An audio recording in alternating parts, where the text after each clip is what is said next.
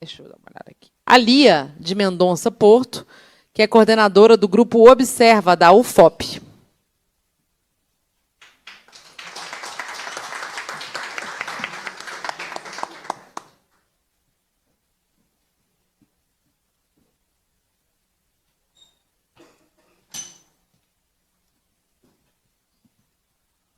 Obrigada, Bela. Bom dia, pessoal. Eu sou engenheira química de formação, dou aula para engenharia ambiental desde 2009. Então, eu trago aqui alguns questionamentos, né? E eu começo a questionar uma afirmativa que tem no próprio EIA da empresa, que fala que não tem grande alteração de pH no processo que ela faz e na característica do solo regional, né?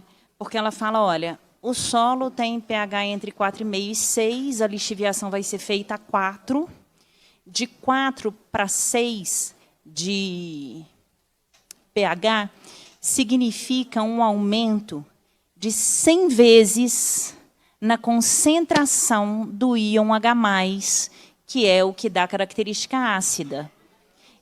Por que dá a impressão de ser pouquinho? É 4, 4,5, 5, 6, mas é a escala logarítmica. É 10 elevado a esse valor, né?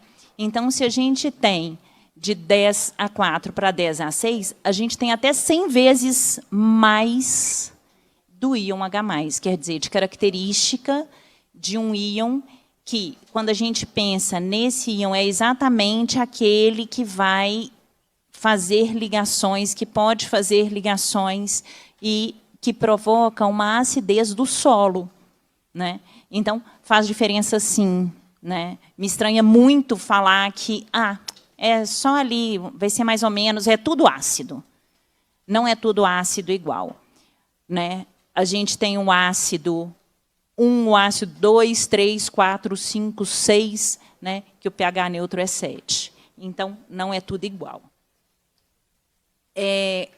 Quando tem essa discussão de energia limpa, né, é uma outra questão que eu trago, que me preocupa bastante, porque a definição de energia limpa é aquela que não libera poluentes na atmosfera e causa um impacto ambiental mínimo durante sua geração e uso, promovendo a preservação dos recursos naturais e combatendo as mudanças climáticas.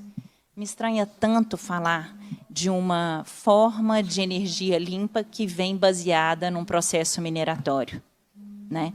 Porque a mineração, já foi dito aqui, é safra única, e, além de ser safra única, ela destrói o espaço onde ela é minerada, então ela inviabiliza aquele espaço de várias formas.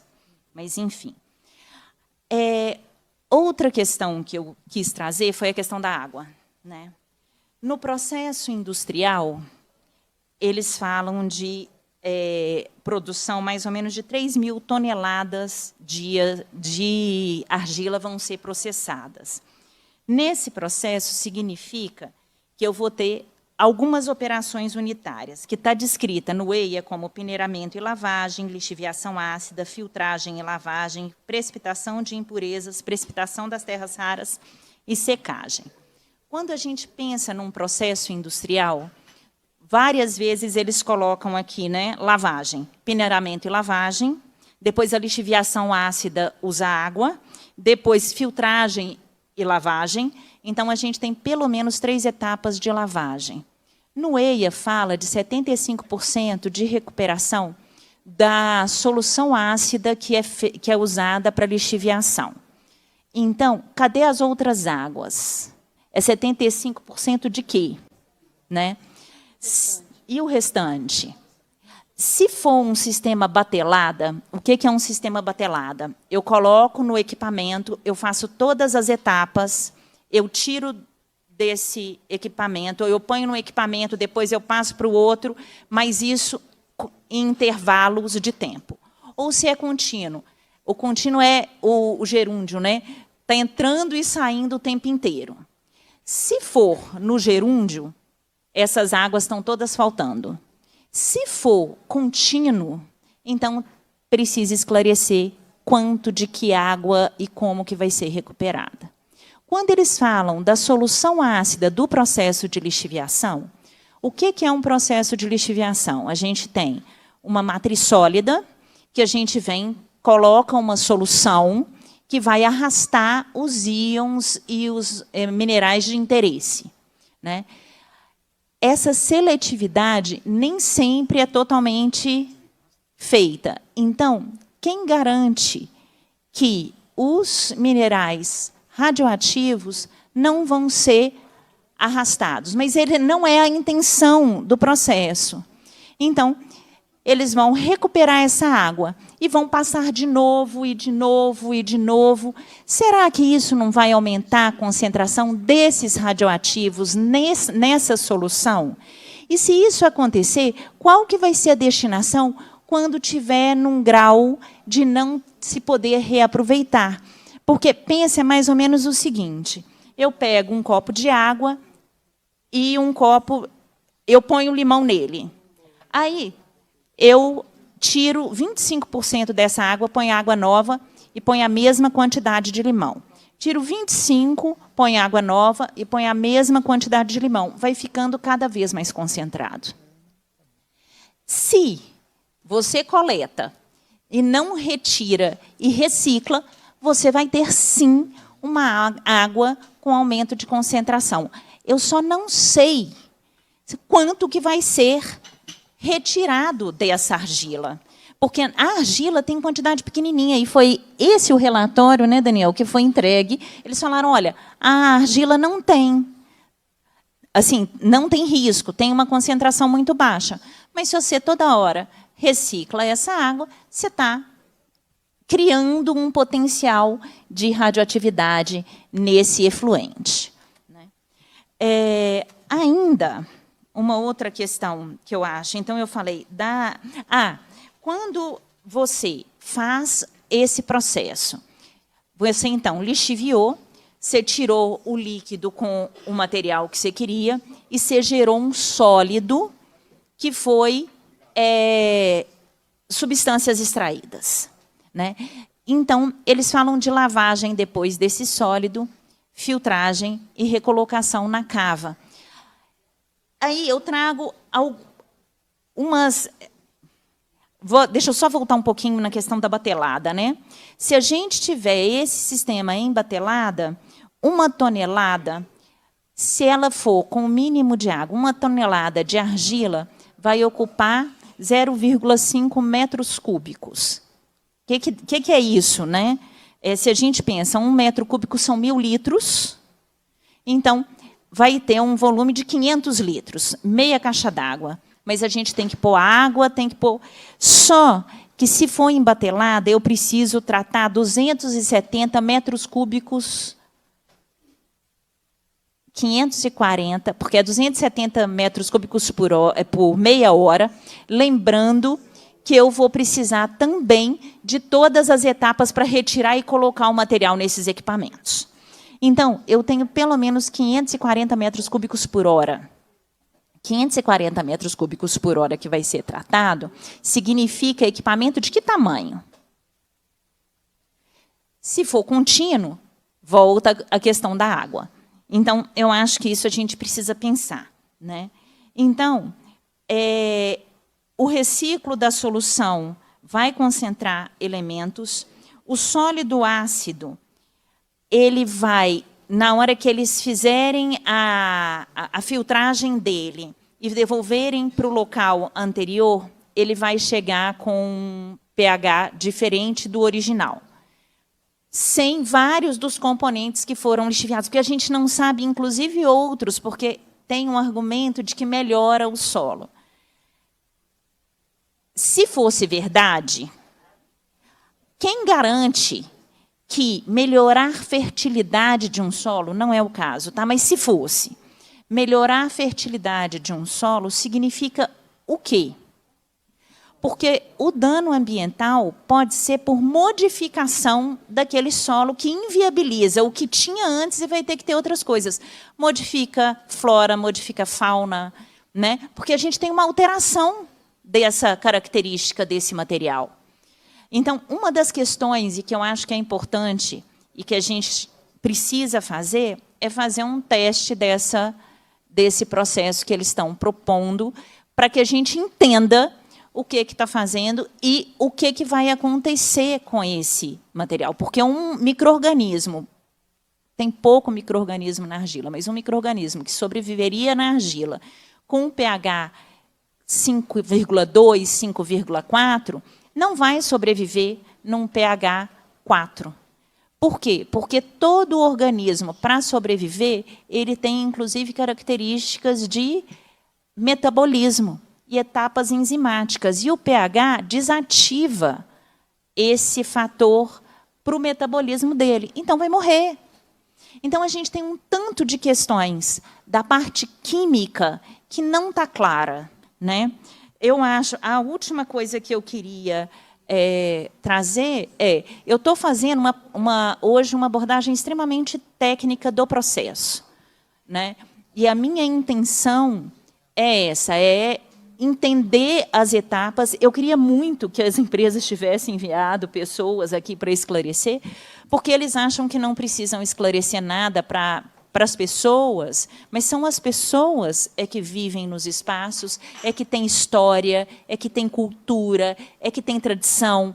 Quando a gente pensa em Andradas, por exemplo, que vivem de uma metodologia de agricultura, em Águas da Prata, que vivem do manancial da água. Então, a gente tem pessoas, e aí pessoas estão sendo desconsideradas. Quando se fala de cidade mineiro-dependente, aí eu vou falar como uma moradora de Ouro Preto, eu fico apavorada, porque se a gente for depender de algo que é finito, né, aí a hora que acabar, então, a gente para de viver, ok? Então, são as questões que eu queria trazer. Eu acho que não está claro. Não está claro o que vai acontecer com a água, não está claro o que vai acontecer com o solo, não está claro se esse solo ácido vai também provocar lixiviação, porque aí, nesse solo, percola a água que vai arrastar esse íon H+, quem garante que não vai ter lixiviação de outras coisas além do que era planejado? Ah, mas o solo argiloso ele tem uma impermeabilidade. Pior ainda, vai deixar isso por gerações, gerações e gerações, esse passivo, para que eles aprendam a viver dessa forma. Então, muito obrigada. Eu espero que eu tenha trazido as questões de base e estou disponível para quaisquer esclarecimentos que vocês achem necessários. Muito obrigada. Muito obrigada. Eu acho isso é ciência, realmente. Eu acho importante registrar que eu realizei pela Comissão de Meio Ambiente uma visita técnica às estruturas da INB, primeira barragem de urânio, barragem e exploração de urânio do Brasil e a primeira em descomissionamento da América Latina. E a gente vê hoje a dificuldade de avaliar o efeito da radiação sobre a população local, que é exposta durante muito tempo a essa radiação.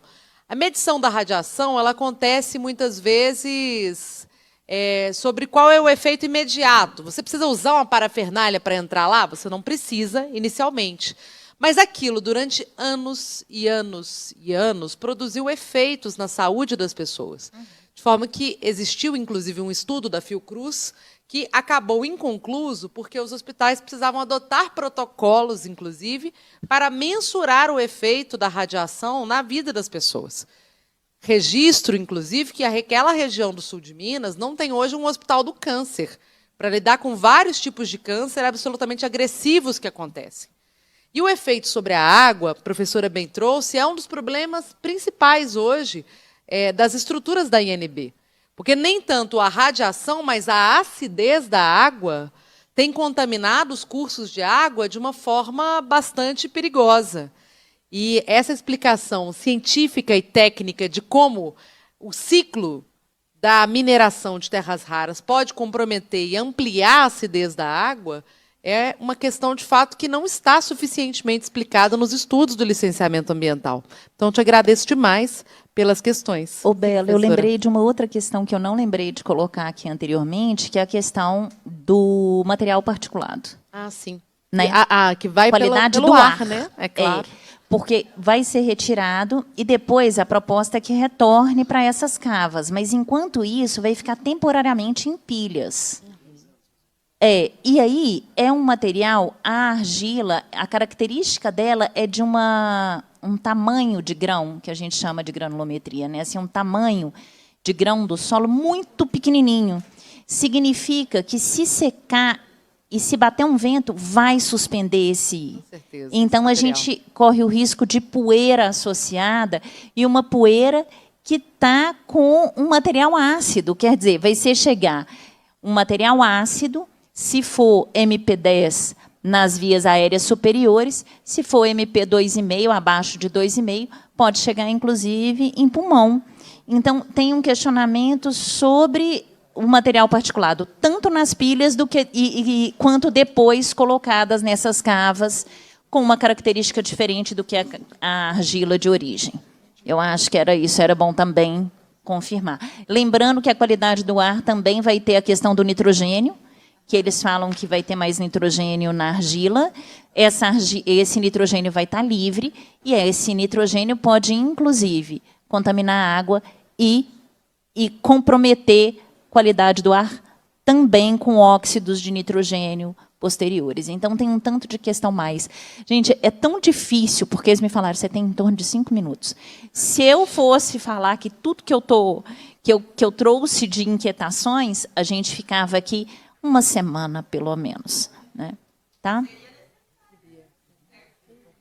Então, obrigada. Desculpa, Bela, te pedir a